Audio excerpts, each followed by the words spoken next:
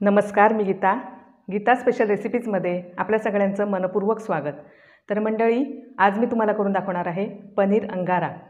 अतिशय tasty recipe आहे, पटकन होणारी आहे, कमी साहित्यात होणारी आहे, हॉटेलसारखी आहे आणि कोळशाचा इफेक्ट दिल्यामुळे अगदी चुलीसारखी टेस्ट या रेसिपीला आहे। तर आता आपण लगेचच बघूया पनीर अंगारा कसं करायचं। इथे मी साहित्य घेतलेलं आहे पनीर अंगारासाठी। पनीर घेतलेलं आहे, साधारण अर्धा किलो पनीर आहे। त्याचे असे चौकोनी तुकडे करून घेतलेले आहेत आणि त्याला पाव चमचा हळद आणि अर्धा चमचा मीठ लावून मी 5 मिनिटं मॅरिनेशन करून ठेवलं होतं। 4 मोठे टोमॅटो फोडी करून घेतलेले आहेत। काजू घेतलेले आहेत 20 ते 22 पाण्यामध्ये उकळून घेतलेले आहेत 5 मिनिटं।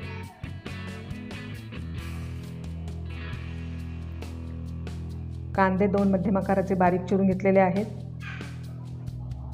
1 टेबलस्पून आलं लसूण पेस्ट घेतलेली आहे। आपल्याला सर्व लागणारे जे मसाले आहेत ते मी इथे घेतलेले आहेत। याच्यामध्ये मी इथे घेतलेलं आहे तमालपत्र, 1 तमालपत्र तुकडे करून घेतलेलं आहे। 10 काळी मिरी घेतलेल्या आहेत। 4 लवंग घेतलेल्या आहेत। गरम मसाला 2 चमचे घेतलेला आहे। हळद 1 चमचा घेतलेली आहे। जिरा पावडर 1 चमचा घेतलेली आहे। तिखट मी साधारण इथे 4 चमचे घेतलेले आहे। धना पावडर मी 1.5 चमचा घेतलेला आहे।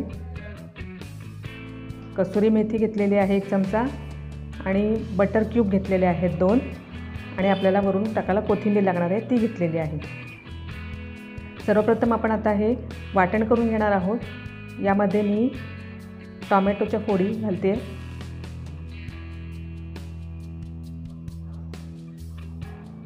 आणि याच्यामध्ये आता आपण घालणार आहोत हे काजू आणि छान बारीक वाटून घेणार आहोत। वाटण आपलं तयार आहे, तुम्ही बघू शकता छान बारीक पेस्ट केलेली आहे। आता आपण लगेचच बघूया पनीर अंगारा कसं करायचं। तेल तापलेलं आहे, त्याच्यामध्ये मी तमालपत्र घालून घेतलं आहे। तेल साधारण मी इथं 4 टेबलस्पून घेतलेलं आहे। काळी मिरी घातलेली आहे, लवंग,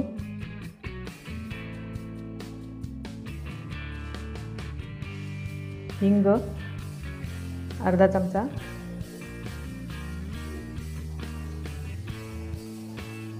कांदा घालूया।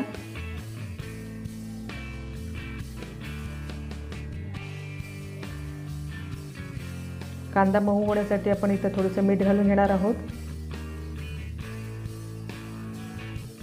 आणि कांदा छान मऊ करून घेणार आहोत। कांदा मऊ झालाय, याच्यामध्ये आलं लसूण पेस्ट टाकून घेऊया आणि कच्चा वास जाईपर्यंत आपण ही परतून घेऊया।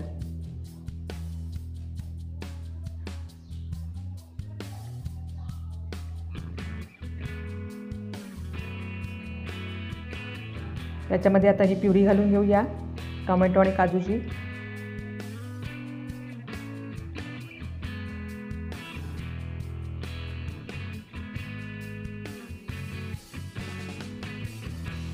छान परतून घ्यायचे, अगदी तेल सुटेपर्यंत आपण ही प्युरी परतून घेणार आहोत।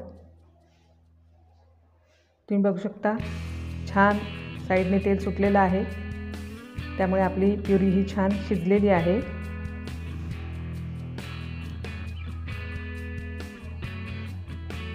याच्यामध्ये आता आपण हळद टाकूया,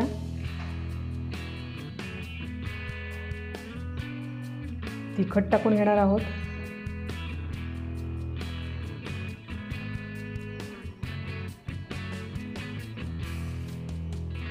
जिरा पावडर टाकून घेऊया,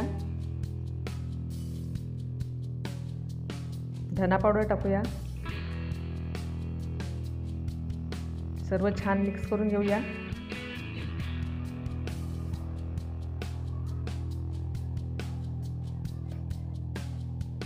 याच्यामध्ये आता 1 पेला पाणी टाकून घेणार आहे। ग्रेव्ही आपल्याला थोडीशी पातळ करून घ्यायची आहे।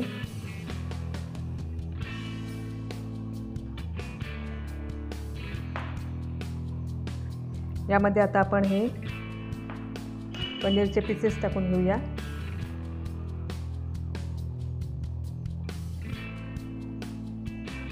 मी याच्यामध्ये थोडासा पनीरचा चुराही घालणार आहे.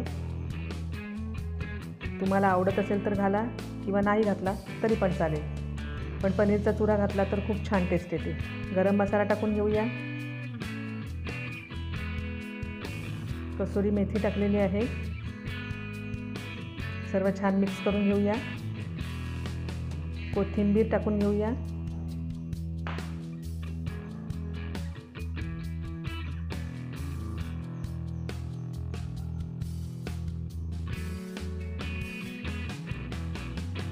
चवीनुसार मीठ टाकून घेऊया.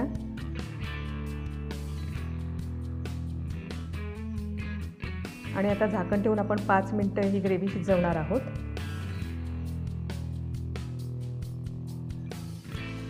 पाच मिनिटं झालेली आहेत आणि आपली ग्रेव्ही छान शिजलेली आहे. याच्यामध्ये आता आपण टाकून घेणार आहोत बटर आणि पुन्हा 5 मिनिटं आपण ही ग्रेव्ही शिजवून घेणार आहोत.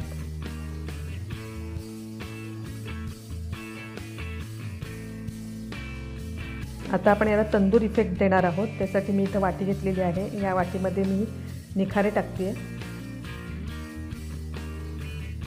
निखारे छान फुललेले आहेत. याच्यावरती मी आता टाकणार आहे 2-3 लवंग आणि 1 चमचा तूप.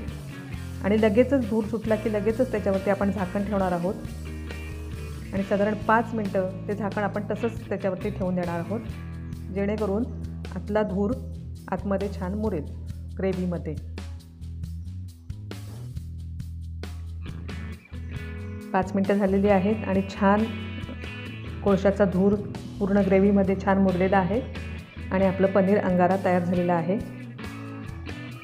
मस्त चुलीवरची टेस्ट या अंगारा ग्रेव्हीला येते आणि अतिशय छान टेस्टी असं पनीर तयार होतं. तुम्ही नक्की करून बघा. माझी ही रेसिपी तुम्हाला आवडली असेल तर रेसिपीला लाईक करा, शेअर करा आणि सगळ्यात महत्त्वाचं चॅनेलला सबस्क्राईब करा.